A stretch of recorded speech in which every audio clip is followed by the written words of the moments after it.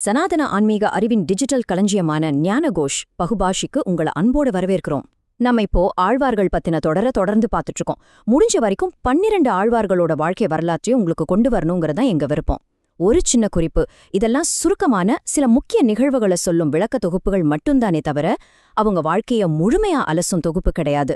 இன்னும் ஆழமா தெரிஞ்சுக்க நீங்க அசல் மூல நூல்களை படிக்கணும்னு நாங்க கேட்டுக்கிறோம்.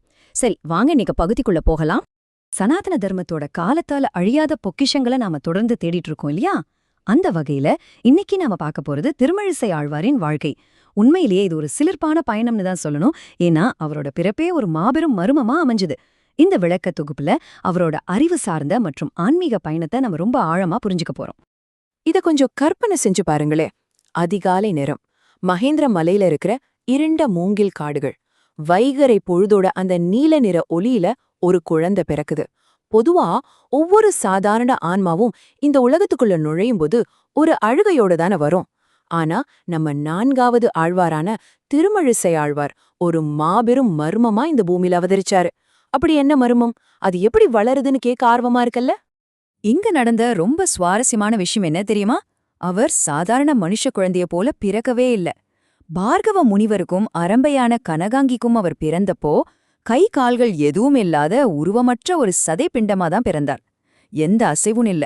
ஆனா ஒரு மெல்லிய தங்க நிற ஒளியோட மூங்கில் காட்டுல உதிர்ந்த இலைகள் மேல அவர் கிடந்தார். அப்போதான் அந்த அற்புதம் நடந்துச்சு. மேகங்களுக்கு நடுவுல திருமாலும் திருமகளும் தோன்றி அவங்களோட கடாட்சம், அதாவது அந்த தெய்வீக அருள் ஒரு ஒளிக்கற்றையா அந்த உருவமற்ற குழந்தை மேல இறங்குச்சு. அடுத்த வினாடியே அவர் ஒரு முழுமையான ஒளிரும் குழந்தையா மாறினார். அந்த காட்டுல கேட்ட அந்த குழந்தையின் முதல் அழுகை சத்தம் கோவில் மணிகளோட ஓசையா ஒலிச்சது. அதன் பிறகு நடந்த அவரோட வாழ்க்கை பயணம் ரொம்பவே வியப்பானதுங்க. முதல்ல திருவாளன் அப்படிங்கிற ஒரு ஏழை விறகு வெட்டியும் அவரோட மனைவியும் மூங்கில் காட்டுக்கு நடுவுல அதிகாவே சூரியன் மாதிரி ஒளிரும் இந்த குழந்தைய கண்டுபிடிக்கிறாங்க. அடுத்தது என்னன்னு பாத்தீங்கன்னா, இந்த குழந்தை அடுத்த 7 வருஷத்துக்கு எந்த மனித உணவும் சாப்பிடாம வெறும் தெய்வீக காற்றை மட்டுமே சுவாசிச்சு வாழ்ந்திருக்கு. அவர் இந்த உலகத்துல இருந்தார், ஆனா இந்த உலகத்தை சேர்ந்தவர் இல்ல. 3வதா இன்னொரு அற்புதம் பாருங்க. ஒரு வயசான விவசாய தம்பதி அவருக்கு ஒரு கிண்ணத்துல பால் கொடுக்கறாங்க. குழந்தை அந்த பாலை குடிச்சிட்டு கொஞ்சம் மீதம் வைக்குது. அந்த மீதமுள்ள பாலை அந்த முதியவர்கள் குடிச்ச உடனே அவங்க முகத்துல இருந்த சுருக்கங்கள் எல்லாம் மறைஞ்சு அவங்க மீண்டும் இளமையா மாறிட்டாங்க. இந்த இளமை பெற்ற தம்பதிக்கு பிறந்தவர் தான் கணிக்கண்ணன். இவர்தான் பிற்காலத்துல ஆழ்வாரின் முதல் சீடராகவும் அவரோட நிழலாகவும் மாறினார். என்ன, கேட்கவே ரொம்ப ஆச்சரியமா இருக்குல்ல? இப்போ உங்களுக்கு ஒரு கேள்வி வரலாம்.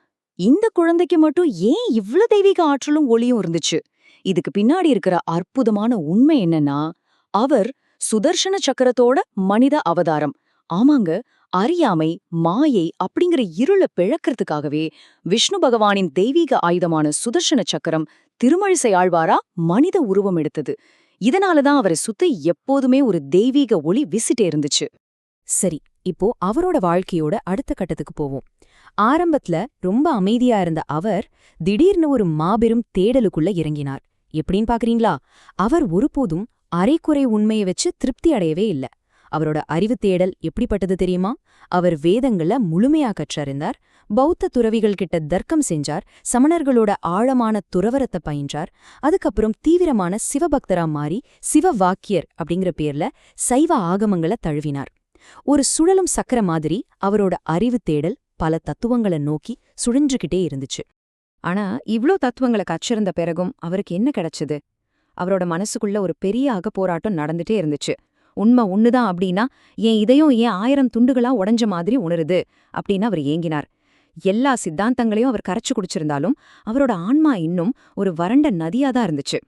அது ஒரு மாபெரும் உண்மைங்கிற வெள்ளத்துக்காக ரொம்பவே தவிச்சு காத்துக்கிட்டு இருந்துச்சு. இப்போ 2 முற்றிலும் மாறுபட்ட ஆளுமைகள் சந்திக்கிற ஒரு காட்சியை கற்பனை செஞ்சு பாருங்களேன். ஒரு பக்கம் புழுதி படிஞ்ச பாதையில ரொம்ப அறிவுச் செருக்கோட நடந்து வரார் சிவவாக்கியரா இருந்த திருமழிசை ஆழ்வார். மறுபக்கம் ஒரு வயசானவர், அவர் வேற யாருமில்லே பேயாழ்வார் தான். அவர் என்ன பண்றாருன்னா, ஒரு செடியோட கிளைகளை மண்ணுக்குள்ளேயும் வேர்களை வானத்தை பார்த்தும் தலகீழா நட்டுக்கிட்டு இருக்கார். அது மட்டுமில்லாம ஓட்டைகள் நிறைஞ்ச ஒரு உடைந்த பானையால அந்த செடிக்கு தண்ணீர் ஊத்திட்டு இருக்கார். ரொம்ப பெருமைமிக்க ஒரு அறிஞருக்கும் பாக்குறதுக்கு முட்டாள்தனமா நடந்துக்கிற ஒரு தோட்டக்காரருக்கும் இடையிலான சந்திப்பு தான் இது. இந்த காட்சிய பார்த்த உடனே திருமழிசை ஆழ்வாரால சிரிப்ப அடக்கவே முடியல. அவர் அந்த முதியவரை பார்த்து ரொம்ப ஏளனமா கேக்குறார். பெரியவரே, என்ன இது? கிளைகள மண்ணுலயும் வேர்கள வானத்திலயும் நட்டுட்டு இருக்கீங்க. அதுவும் உடைஞ்ச பானையால தண்ணி ஊத்துறீங்களே, வயசானதுனால உங்க புத்தி மழுங்கிடுச்சா அப்படின்னு கேலி செய்றார். ஆனா இந்த இடத்துல ஒரு மிகப்பெரிய ஆன்மீக பொறி வெடிக்க காத்திருக்கு அப்படிங்கறது அவருக்கு அப்ப தெரியல. அந்த பரிகாசத்துக்கு பேயாழ்வார் ரொம்ப அமைதியா ஆனா ரொம்ப ஆழமான ஒரு பதில கொடுத்தார். நான் செய்யறத உங்க கண்களுக்கு முட்டாள்தனமா தெரியலாம். ஆனா உங்க வாழ்க்கை உங்க ஆன்மாவிற்கு முட்டாள்தனமானது. நீங்க அறிவு மரத்தை வளர்க்க முயற்சிக்கிறீங்க. ஆனா நாராயணனோட அருளை தக்க வைக்க முடியாத உடைந்த பானையா உங்க இதயம் இருக்கு அப்படின்னார். இந்த வார்த்தைகள் அப்படியே சுதர்ஷன சக்கரத்தையே துளைச்சது மாதிரி இருந்துச்சுங்க. திருமழிசை ஆழ்வாரோட அகங்காரம் சுக்குநூறா நொறுங்கிடுச்சு. கடைசியா அந்த அறிஞர் ஒரு உண்மையான ஞானிய சந்திச்சிட்டார். பேயாழ்வாரோட அந்த பார்வை திருமழிசை ஆழ்வார் கையிலிருந்த தண்டத்தையே கீழே விழச் செஞ்சுடுச்சு. 2 பேரோட பார்வையும் ஒன்றோடொன்று கலந்தது. அவங்களுக்கான வாழ்நாள் விவாதம் அங்கே தொடங்கியாச்சு. அறிவுத் தேடல் அன்பின் தர்க்கத்துக்கிட்ட சரணடையும் போது என்ன நடக்கும்னு யோசிச்சு பாருங்களேன். அது ஒரு மாபெரும் ஆன்மீக திருப்பமா மாறும். அந்த சுதர்சன சக்கரத்தின் முழுமையான மாற்றத்தை நம்ம அடுத்த பகுதியில விரிவாக காண்போம். பார்த்தமைக்கு மிக்க நன்றி. ஞானகோஷ் ஒரு பன்மொழி சேனல் ஆகும். இங்க நாங்க ஆங்கிலம், ஹிந்தி, மராத்தி, தமிழ், குஜராத்தி, மலையாளம் மற்றும் பெங்காலி ஆகிய மொழிகள்ல ஆன்மீக அறிவை பகிர்ந்துக்கிறோம். இன்னும் பல முக்கிய மொழிகள்ல வரவிருக்கு. சனாதன தர்மத்தின் காலத்தால் அழியாத பொக்கிஷங்களை எளிமையா, தெளிவா மற்றும் அர்த்தமுள்ள வழியில உங்ககிட்ட கொண்டு சேர்க்கிறது தான் எங்க குறிக்கோள். எங்க சேனல்ல ஸ்ரீமத் பாகவதம், பகவத்கீதை, லலிதா சஹஸ்ரநாமம், தேவத்தின் குரல், நாராயணியம், சௌந்தர்ய லஹரி, மகாராஷ்டிராவின் மகான்கள், வங்காளத்தின் மகான்கள் மற்றும் ஆதிசங்கரின் தெய்வீக அவதார கதை பற்றிய தினசரி விளக்கத் தொகுப்புகளை நீங்க பல மொழிகள்ல பார்க்கலாம்.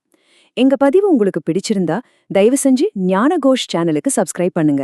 அப்போதான் எங்க தினசரி பதிவுகள் உங்களை வந்து சேரும்.